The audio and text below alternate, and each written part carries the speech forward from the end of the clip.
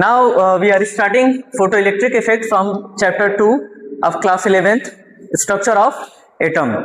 The next topic is photoelectric effect. The next topic is photoelectric effect, which is experimentally doing by Hertz. किसके द्वारा ये हुआ था? Hertz के द्वारा हुआ था। कब? इन 1867। इन 1867 में ये एक्सपेरिमेंट हुआ था। ये एक एक्सपेरिमेंट हुआ था। एक्सपेरिमेंट में हम लोग देख लेते हैं हुआ क्या था। उन्होंने एक सेटअप बनाया था। यहाँ पे लगाया था एमीटर, यहाँ पे लगाया था एमीटर, और ये इसकी की थी जो करंट आने पे डिफ्लेक्शन कर रही थी। ठीक है, यहां से डिटेक्टर बनाया गया है कि मतलब अगर कोई भी चीज इस डायरेक्शन से इधर की तरफ आए तो उसे वो पकड़ सके। ठीक है, और ये हमारा मेटल सरफेस, किसी का भी हो सकता है। मान लीजिए पोटेशियम, किसका है? ये पोटेशियम है। और ये जो चैम्बर है ये हमारा वैक्यूम चैम्बर है, इसमें कुछ है नहीं। क्लियर? ठीक है, ये हमारी बैटरी है। उन्होंने क्या एक्सपेरिमेंट किया था, वो ये देखे थे कि अगर किसी सोर्स से लाइट आती है, किसी मेटल सरफेस से, ये इस पे क्या आ रही है? लाइट आ रही है। इस पे क्या आ रही है? कोई लाइट आ रही है। और जैसे ही इस पे लाइट आ रही है, ये जो हमारा मेटल है, ये जो हमारा क्या है? मेटल है, ये तुरंत अपने पास से ये इलेक्ट्रॉन इजेक्ट करने लग रहा है। क्या इजेक्ट करने लग रहा है? इलेक्ट्रॉन इजेक्ट करने लग रहा है। किसी सोर्स से जब लाइट आ रही है इस मेटल सरफेस पे, तो ये अपना इलेक्ट्रॉन इजेक्ट करने लग रहा है। और जब इलेक्ट्रॉन इजेक्ट कर रहा है तो ये सामने की तरफ इलेक्ट्रॉन आ रहा है। और नीचे हम लोग लगाए हैं बैटरी। बैटरी से यहां से एक टर्मिनल गया है, इधर की तरफ इससे जुड़ा है प्लस वाले से, और इधर वाला माइनस वाले से। जब तक लाइट नहीं आ रही थी इसमें कोई भी डिफ्लेक्शन नहीं हो रहा था। जैसे ही इस पे लाइट आती है, ये तुरंत, ये जो मेटल है ये तुरंत अपना इलेक्ट्रॉन इजेक्ट कर देता है। और इजेक्ट होने की वजह से इसमें तुरंत डिफ्लेक्शन होने लगता है। इसका मतलब ये है कोई भी चीज तो यहां से आ रही है और इस पे जाके टकरा रही है, वो भी कंटिन्यूसली। कैसे जाके टकरा रही है? कंटिन्यूसली टकरा रही है। ठीक है, तो इसी को कुछ चीजें वो एक्सप्लेनेशन किए थे। ठीक है, क्या देखे थे? फर्स्ट चीज क्या देखे थे वो, कि अगर अब ऐसा नहीं है कि जितनी सारी लाइट्स हैं सबको सेम हिसाब से, जितनी सारी लाइट्स हैं क्या सारे के सारे इजेक्ट कर रहे थे? तो ऐसा नहीं था। क्या हो रहा था कि जब वो रेड लाइट लिए, कैसी लाइट लिए? रेड लाइट लिए, जिसकी फ्रीक्वेंसी होती है आपकी, 4.3 to 4.6, जिसकी फ्रीक्वेंसी होती है 4.3 to 4.6 into 10⁴ हर्ट्ज। ठीक है, अब जब इतनी फ्रीक्वेंसी से कोई लाइट आई, किस पे? इस मेटल सरफेस पे। इस मेटल सरफेस पे, तो ये क्या कर रहा था कि ये जो कोई भी प्लेट था वो इलेक्ट्रॉन को इजेक्ट ही नहीं कर रहा था। कैसे हमें पता चला? क्योंकि ये जो मीटर है ये कोई भी डिफ्लेक्शन नहीं दिखा रहा था। लाइट तो इस पे पड़ रही थी, लेकिन इसका कोई भी डिफ्लेक्शन नहीं हो रहा था एमीटर का। इसका कोई भी डिफ्लेक्शन नहीं हो रहा था। किसका? एमीटर का। ठीक है, तो इससे ये पता चला कि नहीं, सारी लाइट से नहीं हो सकता है। वहीं पे उन्होंने कैसा कलर लिया? वायलेट कलर लिया या येलो कलर ले लिया। कैसा कलर ले लिया? Yellow colour.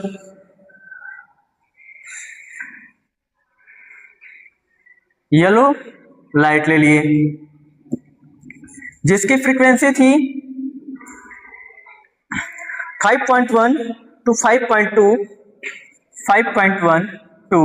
5.2 into 10⁴ hertz. ठीक है, अभी क्या हुआ कि जब इतनी फ्रीक्वेंसी से कोई लाइट आई, कौन सी लाइट आई? Yellow light. जैसे ही लाइट आई मेटल सरफेस पे टकराई, तो जैसे ही टकराई तुरंत देखा गया कि इसमें जो इसका एमीटर है वो डिफ्लेक्शन करने लगा। क्या करने लगा? डिफ्लेक्शन करना। अच्छा, एमीटर क्या बता रहा है? ये इलेक्ट्रिसिटी को बताता है, करंट को बताता है कि इसमें फ्लो कर रही है नहीं कर रही है। जब तक दोनों टर्मिनल, ये जो आपका सर्किट है जब तक कंप्लीट नहीं होगा ये अपना डिफ्लेक्शन नहीं दिखाएगा, दिखाएगा नहीं दिखाएगा। तो जैसे ही इस पे से येलो लाइट आई, जैसे ही इस पे से येलो लाइट आई, तुरंत क्या हुआ कि इसमें डिफ्लेक्शन दिखाने लगा। इसका मतलब ये है कि ये जो मेटल सरफेस है ये क्या कर रहा है, कुछ तो कुछ इजेक्ट कर रहा है, कुछ तो कुछ इजेक्ट कर रहा है। वो क्या इजेक्ट कर रहा है, इलेक्ट्रॉन को इजेक्ट कर रहा है। क्या कर रहा है, इलेक्ट्रॉन को इजेक्ट कर रहा है। अब ये देखो हम लोग दो कंडीशन देखे हैं, एक में ऐसा देखे हैं कि जो रेड कलर था उससे कोई भी इजेक्शन नहीं हो रहा था, कोई भी इजेक्शन नहीं हो रहा था। मतलब ऐसा कोई मेटल है, ऐसा कोई मेटल सरफेस भी है इस एक्टिविटी में कि जिसमें अगर फ्रीक्वेंसी ज्यादा मिले तभी वो इजेक्ट कर रहा है, अगर उसे फ्रीक्वेंसी ज्यादा मिले तभी वो इलेक्ट्रॉन को इजेक्ट कर रहा है, अगर कम मिल रहा है तो इलेक्ट्रॉन को इजेक्ट नहीं करेगा, इलेक्ट्रॉन को इजेक्ट नहीं करेगा। तो उसे हम लोग बोलते हैं, उसे बोलते हैं हम लोग मिनिमम फ्रीक्वेंसी। क्या बोलते हैं उसे, मिनिमम फ्रीक्वेंसी बोल देते हैं, या मिनिमम फ्रीक्वेंसी को ही हम लोग threshold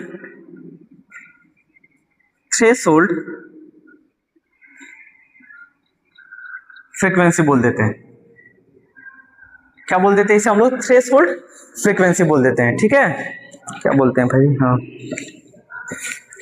threshold frequency. Threshold frequency कौन सी फ्रीक्वेंसी है, ये वो फ्रीक्वेंसी है, ये वो फ्रीक्वेंसी है कि जिस लाइट को ये इतनी फ्रीक्वेंसी से लेकर के चलती है उस मेटल सरफेस पे कोई भी इजेक्शन नहीं होता है, कोई भी इजेक्शन नहीं होता है। क्लियर है। अगर वहीं पे हम दूसरी कोई लाइट लेके चलते हैं, जैसे कि कौन सा लाइट लेके चले हम लोग, येलो लाइट, कौन सा लाइट लेकर के चले, येलो लाइट, तो वो तुरंत इजेक्शन करा दिया, वो तुरंत क्या करा दिया, इजेक्शन करा दिया। कल ही हम लोग पढ़े थे प्रिज्म में, प्रिज्म में ही हम लोग कल पढ़े थे, जो व्हाइट लाइट है वो यहां से अपना कलर डिफ्लेक्शन करती है, यहां से अपना क्या करती है, कलर डिफ्लेक्शन करती है। ठीक है, ये VIBGYOR, यहां पे क्या है कि जो रेड कलर होता है इसका कलर, इसका वेवलेंथ ज्यादा होता है, इसका वेवलेंथ ज्यादा होता है, और जो फ्रीक्वेंसी होती है वो कैसी होती है, कम होती है।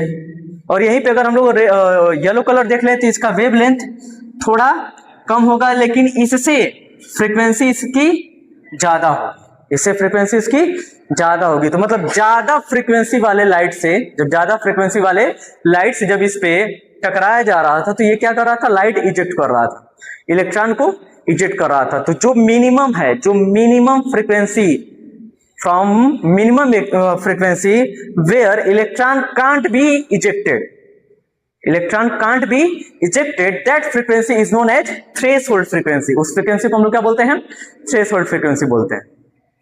Is that any doubt?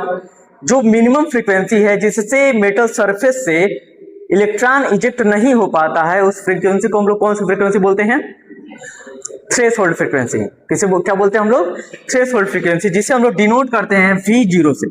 किसे डिनोट करते हैं हम लोग, V0 से। Is that clear, is that clear. ठीक है, अब उन्होंने इसमें ये भी देखा था कि चलो ठीक है, ये तो चीजें कुछ कुछ लाइट की वजह से ये अपना इलेक्ट्रॉन इजेक्ट कर रहा है, कुछ कुछ लाइट की वजह से अपना इलेक्ट्रॉन ये इजेक्ट कर रहा है। अब ये इस पे डिपेंड करता है क्या, क्या डिपेंड करता है, हाँ क्या डिपेंड करता है, फ्रीक्वेंसी। क्या डिपेंड करता है, फ्रीक्वेंसी। अब इसमें जो कुछ भी चल रहा है, इलेक्ट्रॉन चल रहा है इसमें, इसमें क्या चल रहा है, इलेक्ट्रॉन आगे की तरफ चल रहा है। तो उनका ये कहना था कि ये जो इलेक्ट्रॉन चल रहा है इनके पास काइनेटिक एनर्जी, इनके पास कौन सी एनर्जी, इनके पास कौन सी एनर्जी है, काइनेटिक एनर्जी। कौन सी एनर्जी इनके पास, काइनेटिक एनर्जी। ठीक है, अच्छा kinetic energy is equal to क्या होता है, 1/2 mv², 1/2 mv² होता है। ठीक है, अच्छा ये बताओ कि जो रेड लाइट है इसकी इतनी फ्रीक्वेंसी है, इतनी फ्रीक्वेंसी है, मतलब मान लो ये मिनिमम फ्रीक्वेंसी है जिस पे जो मेटल सरफेस वो इलेक्ट्रॉन को इजेक्ट नहीं कर रहा है, इलेक्ट्रॉन को इजेक्ट नहीं कर रहा है। तो इसे हम लोग क्या मान सकते हैं, V0 मान सकते हैं। हाँ, मान सकते कि नहीं मान सकते हैं? अगर हम लोग इसमें देखें तो इसमें इलेक्ट्रॉन को इजेक्ट करा दे रहा है, इसे हम लोग V मान सकते हैं फाइनल फ्रीक्वेंसी। और ये U, अब देखो क्या है कि क्या ये जितना, अब जैसे कि फ्रीक्वेंसी ज्यादा है तो पावर उसके पास ज्यादा है, फ्रीक्वेंसी ज्यादा है तो उसके पास पावर ज्यादा है, इसके पास फ्रीक्वेंसी कम है तो इसके पास पावर कम है। अब ये बताओ दोनों के बीच का डिफरेंस कि अगर जो फ्रीक्वेंसी जा रही है वो खत्म हो जा रही है यहीं पे, इलेक्ट्रॉन अगर इजेक्ट नहीं करा पा रही है तो हमको लग रहा है यहीं पे खत्म हो जा रही है। तो अब बताओ ये जो फ्रीक्वेंसी है इसका भी तो कुछ पार्ट खत्म हो रहा होगा इस पे, ये जो फ्रीक्वेंसी है येलो लाइट की, इसकी भी तो कुछ फ्रीक्वेंसी यहां से खत्म होगी, खत्म होगी कि नहीं होगी? इसकी भी कुछ खत्म होगी। मतलब ये जो पूरी फ्रीक्वेंसी है, ये पूरी फ्रीक्वेंसी है ही नहीं। इस पे देख करके उन्होंने एक कैलकुलेशन निकाला, इस पे देख करके उन्होंने एक कैलकुलेशन निकाला। जो कोई भी चल रहा था, जो इलेक्ट्रॉन चल रहा था वो कौन से क्या लेकर के चल रहा था? Kinetic energy. क्या लेकर के चल रहा था? Kinetic energy. मतलब ये थ्रेशोल्ड फ्रीक्वेंसी को यूज कर रहा था, थ्रेशोल्ड फ्रीक्वेंसी को क्या कर रहा था? यूज कर रहा था। क्लियर है? वो क्या कर रहा था? यूज कर रहा था। ठीक है, थ्रेशोल्ड फ्रीक्वेंसी को यूज कर लिया। उसके बाद उन्होंने एक इक्वेशन बनाया, उन्होंने एक इक्वेशन बनाया, देखा कि जो फाइनल है, मतलब जितना, अब ये बताओ अगर ये इतना यूज कर रहा है तो कुछ ही तो भेज रहा है, कुछ ही फ्रीक्वेंसी तो भेज रहा है, पूरा तो भेज नहीं रहा है, पूरा भेज नहीं, कितना भेज रहा है? तो हम लोग उसे क्या करेंगे कि जो पूरी फ्रीक्वेंसी थी जिसपे लाइट इजेक्ट कर रहा था, जिसपे लाइट इजेक्ट कर रहा था, अगर उसमें से जितना जितना यूज कर रहा है माइनस कर दिए, क्या हमारे पास आएगा? जो वो फ्रीक्वेंसी आ जाएगी जो इलेक्ट्रॉन को इजेक्ट करा रही थी, कुछ तो यूज हो जा रही थी और कुछ इजेक्ट करा दे रही थी। उसे निकालने के लिए उन्होंने एक इक्वेशन दिया। इक्वेशन क्या था आपका? Planck V minus Planck V0 is equal to 1/2 mv square. क्या दिया उन्होंने? 1/2 mv स्क्वायर। ये प्लांक तो हमारा कांस्टेंट है, v हमारा क्या हो जाएगा? फ्रीक्वेंसी, माइनस में h, प्लांक हमारा वही हो जाएगा, प्लांक है। फिर ये क्या है हमारा? Threshold frequency. ये यूज्ड फ्रीक्वेंसी है। ये कौन सी फ्रीक्वेंसी है? यूज्ड। इसी में से जितनी यूज होगी, इसी में से जितनी यूज होगी। और यहाँ पे क्या दिया? 1/2 इंटू में m किसकी बात करेंगे हम लोग? m का मतलब मास, m का मतलब मास। किसकी मास की बात करें भाई? इलेक्ट्रॉन की मास की बात करें। किसकी बात करें हम लोग? इलेक्ट्रॉन की मास की। ठीक है, और v से हम लोग क्या जानते हैं? वेलोसिटी। क्या जानते हैं हम लोग? वेलोसिटी। किसकी वेलोसिटी की बात करेंगे हम लोग? इलेक्ट्रॉन की, क्योंकि वही तो मूव कर रहा है, इलेक्ट्रॉन ही मूव कर रहा है, तो उसी की वेलोसिटी की हम लोग बात करेंगे। तो क्या होगा यहाँ पे? h v Planck v minus Planck threshold frequency is equal to 1/2 mass of electron into velocity square, velocity square. इसे इस साइड कर देंगे, Planck frequency minus is equal to Planck threshold frequency plus में 1/2 mass of electron into v square, velocity square.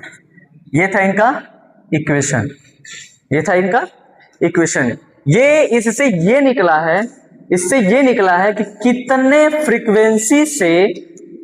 Frequency से जो electron है वो आगे की तरफ चल रहे हैं, कितनी काइनेटिक एनर्जी से वो आगे की तरफ चल रहे हैं, उसकी बात हो रही है। वही निकालने के लिए, वही क्या है?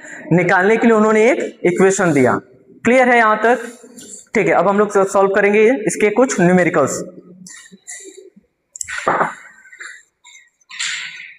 हम लोग उसमें एक न्यूमेरिकल्स दिया है, प्रॉब्लम 2.9 एनसीईआरटी का क्वेश्चन है। ठीक है, क्या बोला है? The threshold frequency mu not for a metal is 7 × 10⁻14 per second, यही दिया है।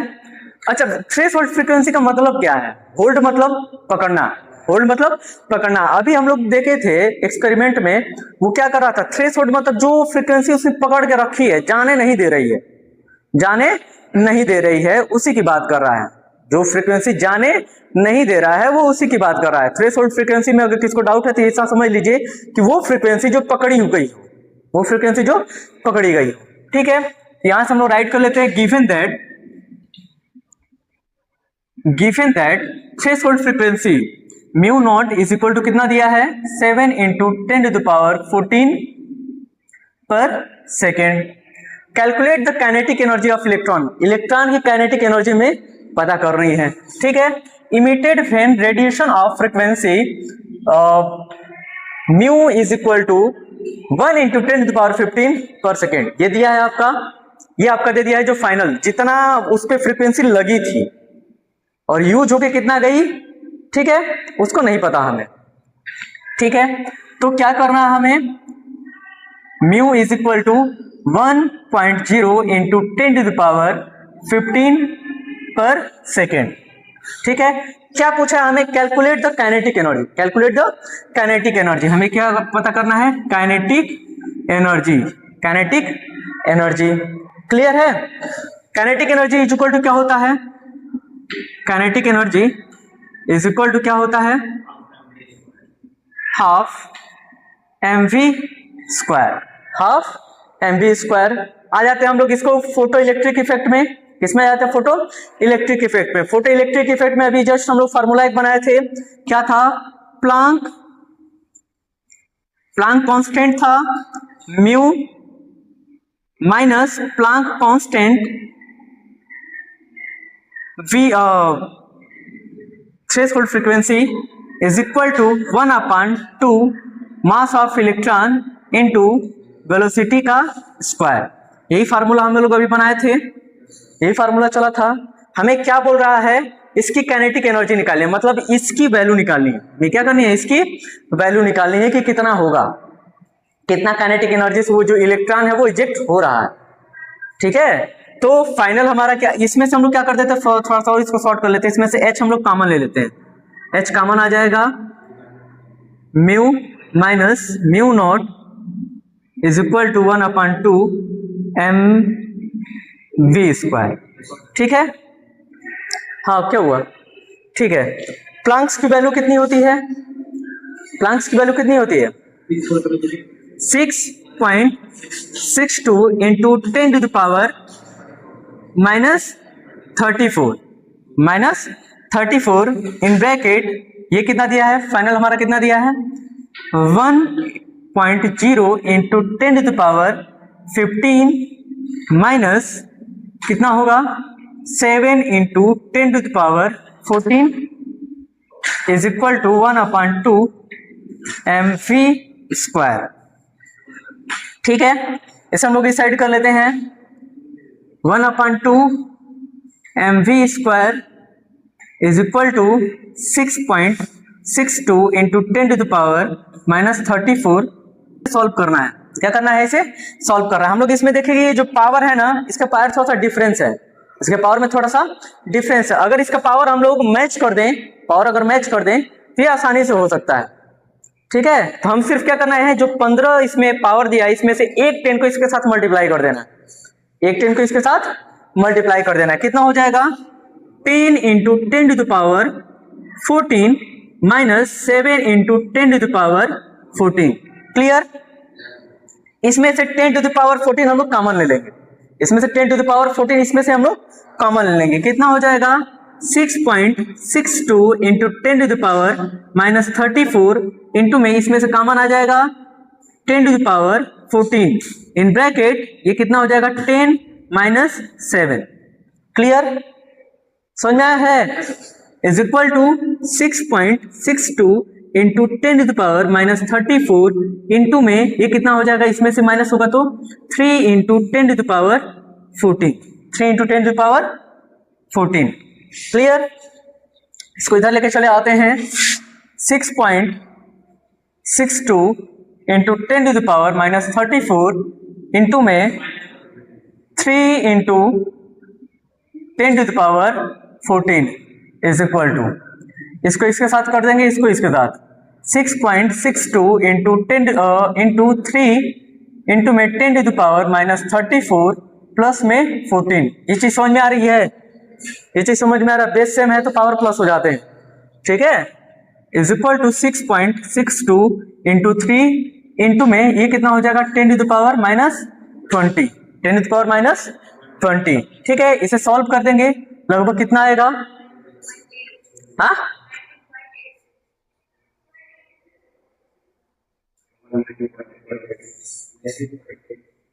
19.86। हाँ ठीक है, इसे अगर हम लोग सॉल्व कर रहे हैं तो कितना आएगा? 19.86 इंटू 10⁻⁻24, नहीं 20। ठीक है, इसे थोड़ा सा हम लोग डेसिमल को थोड़ा सा और आगे लेके चले जाएंगे। 1.986 इंटू 10⁻⁻19। अब दिक्कत यह है कि यूनिट क्या होगी भाई? यूनिट क्या होगी? यूनिट तो हम लोग भूल ही गए। भूल नहीं गए, इतना याद रखो। आप क्या निकाले हो? Kinetic energy. क्या निकाले हो? Kinetic energy. काइनेटिक एनर्जी का एनर्जी बात आ गई। एनर्जी का यूनिट क्या होगा? जूल। क्या होगा? जूल। बस यहाँ पे क्या लगा दीजिए आप? जूल। ये आपका काइनेटिक एनर्जी। इस काइनेटिक एनर्जी से जो इलेक्ट्रॉन है वो इजेक्ट हो रहा है। इस काइनेटिक एनर्जी से इलेक्ट्रॉन इजेक्ट हो रहा है। Is that clear?